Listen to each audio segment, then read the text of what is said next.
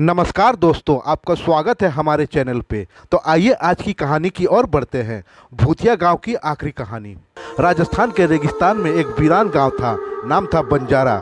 कभी वहां हजारों लोग बसते थे, लेकिन अब वहां सिर्फ वीरान, धूल और मौत बची थी। लोग कहते थे उस गांव में सूरज भी ढलने से डरता है, क्योंकि जैसे ही अंधेरा होता है वहां की जमीन से मर चुकी आत्माएं बाहर निकलती है। सरकार ने उस गांव को खाली घोषित कर दिया था, पर मानव विज्ञान के दो छात्र आदित्य और यश रिसर्च करने वहां पहुंचे। उन्हें चेतावनी दी गई थी, शाम होने से पहले लौट आना, नहीं तो तुम वहीं रह जाओगे। पर उन्हें भूत प्रेत जैसी बातों पर यकीन नहीं था। शाम के 4:45 पर आदित्य और यश ने गांव की सीमा पार की। हर घर की दीवारें टूटी हुई थी, लेकिन अंदर जैसे कोई छुपकर देख रहा हो। सड़क पर चलती धूल में किसी की पैरों के निशान थे, पर कोई दिखाई नहीं दे रहा था। यश ने कैमरा ऑन किया और बोला, अगर कोई आत्मा है तो हमसे संपर्क करो। एक बंद मंदिर की घंटी अपने आप बज उठी। फिर पास की हवेली से किसी बच्चे की रोने की आवाज़ आई, जैसे वो दर्द में हो।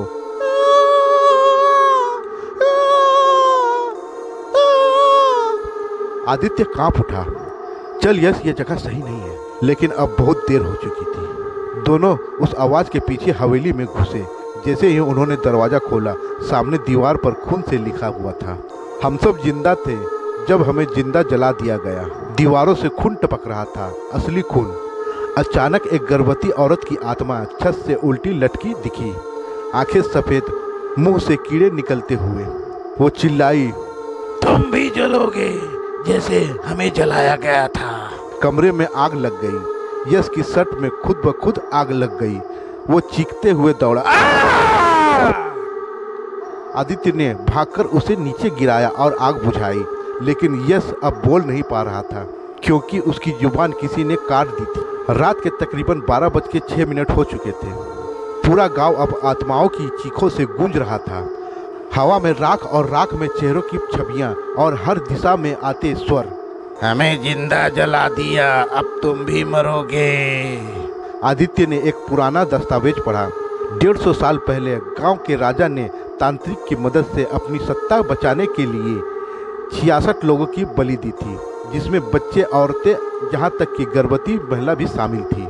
तांत्रिक ने तब कहा था, जिस रात ये बलिदान तोड़े जाएंगे, गांव की आत्माएं जागेगी और आखिरी इंसान का खून पीकर ही शांत होगी। अब वो रात आ चुकी थी। हर घर से अब एक आत्माएं निकल रही थी। किसी की आंखें लटकी हुई, किसी की जीभ जमीन पर घसीट रही थी। एक औरत तो सिर्फ खोपड़ी पकड़कर हंसी जा रही थी। एक बच्चा जो दीवार पर उल्टा दौड़ रहा था। तू मेरा बाप है ना, देख मैं मर गया। यश जमीन पर पड़ा कांप रहा था। उसकी आंखों से खून निकल रहा था। आदित्य ने उसे उठाया, लेकिन यश इंसान नहीं रह गया था। उसकी गर्दन 360 डिग्री घूम चुकी थी और वह फुसफुसाया, अब तू अकेला है। आदित्य भागते हुए गांव के बीचों बीच बने एक पुराने कुएं तक पहुंचा। वहीं पर वो 66 लोगों की लाशें जिंदा जलाई गई थी। अब वहां एक तंत्र कक्ष था, जिसमें जले हुए कंकालों के बीच एक ग्रंथ पड़ा था, रक्त शांति मंत्र, जिसे पढ़कर आत्माओं को शांत किया जा सकता था। लेकिन उसे पढ़ने के लिए चाहिए था एक इंसान की जिंदा आंखें और एक जिंदा दिल की धड़कन। तभी तांत्रिक आत्मा विकाल बाबा वहां प्रकट हुआ, वही जिसने मुर्दा घर में भी हाहाकार मचाया था। हर जगह मेरा श्राप है, अब तू भी बलिदान बनेगा। आदित्य ने अपनी ही आंख निकालनी चाहिए, पर तभी एक आत्मा ने उसकी आंखें फोड़ दी और दिल पर पंजा मारा। आदित्य के पास एक आखिरी मौका था।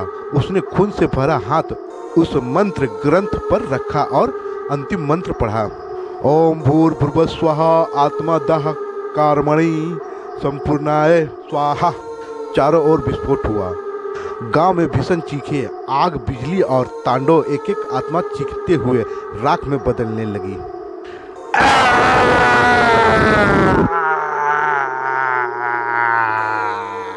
बंजारा गांव धधक उठा। हवेलियां गिरी, मंदिर जल गया, कुआं पिघलने लगा और फिर सन्नाटा। सुबह के पत्रकारों और पुलिस की टीम वहां पहुंची। कभी का वीराना गांव अब सिर्फ राख और हड्डियां था। कमरे में आदित्य का कैमरा मिला। आखिरी रिकॉर्ड में वो बोल रहा था, अगर ये रिकॉर्डिंग कोई देख रहा है तो इस गांव में कभी मत आना। यहाँ जो कुछ भी था वो इंसान नहीं था। कैमरा अचानक फट गया।